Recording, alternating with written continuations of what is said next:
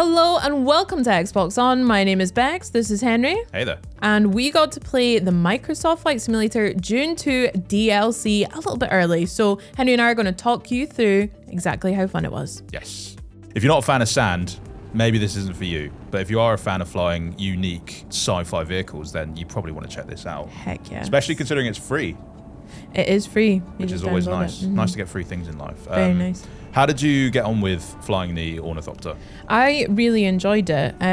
Personally, I think it kind of felt somewhere between a helicopter and almost like a jet, especially when you use the boosters zipping through the canyons and stuff. It kind of reminded me of some of the flight challenges that we had with the Top Gun update in the Super Hornet, which is obviously a little bit slower, but still just as fun.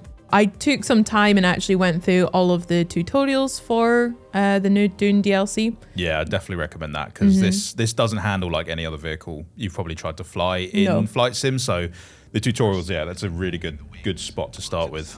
And they're fun.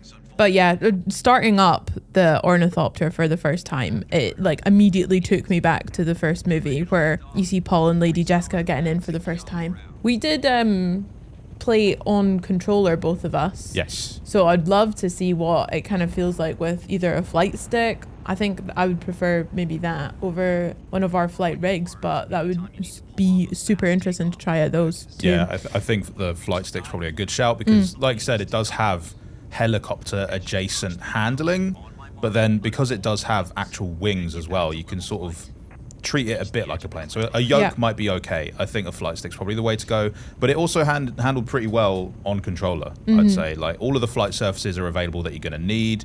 You're going to be able to power on, power off. You're going to be able to use the like exclusive feature of diving, which is both so thrilling and also fun. Incredibly scary at the same time because you are just in free fall and you are just hoping that you time it just right to re-engage the wings.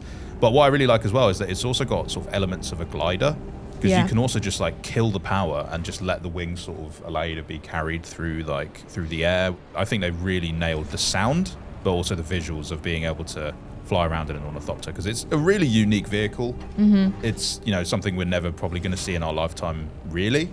But all the same, you don't know what I'm working on. That's true. I mean, who knows? I got notes. Yeah, you've been disappearing for far too long into the garage for some reason.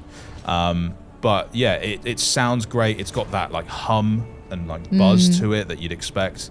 But it's also difficult to fly. It's not like a novice vehicle, I would say. There are a few nuances to it that you're going to have to get used to. If you've flown helicopters before in other games or in Flight Sim, there might be a few things you can transfer there. But things like the wing brakes in particular can be kind of tricky to get a hand on because you're sort of judging how far in advance do I need to prepare the wing brake if I'm going to plan on landing on a dime, basically. Because the touch and go missions that you get really ask you to pay attention and understand the vehicle and its sort of capabilities, the speed you're going at, and the distance that you're hoping to touch and then launch off from again. Yeah, the learning curve for it, I think, is really nice. Like, you could definitely pick it up and still take part in the challenges, but like you say, getting it down to shaving even fractions of a second off your time, I think is a super fun challenge. But I mean, it's just beautiful to look at, the Ornithopter itself, like you say, but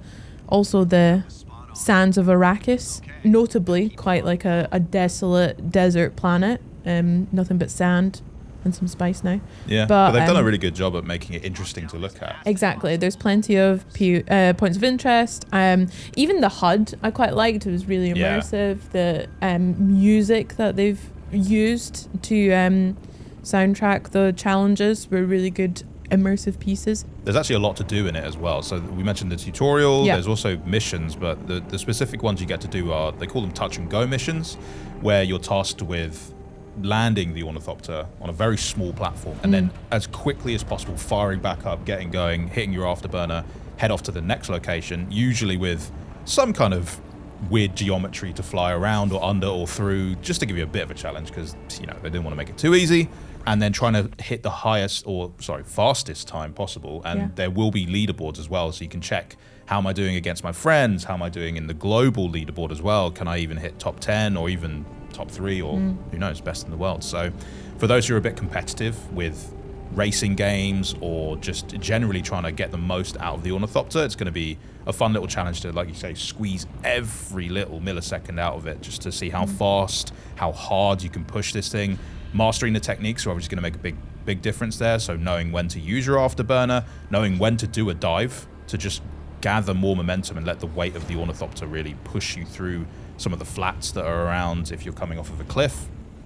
It's going to be really cool to see what the top Ornithopter pilots out there are going to be able to do, because I'm sure within a week of this launching on Xbox and PC, we're going to start seeing some clips of some immense tricks and stunts that people are going to try and pull with the Ornithopter.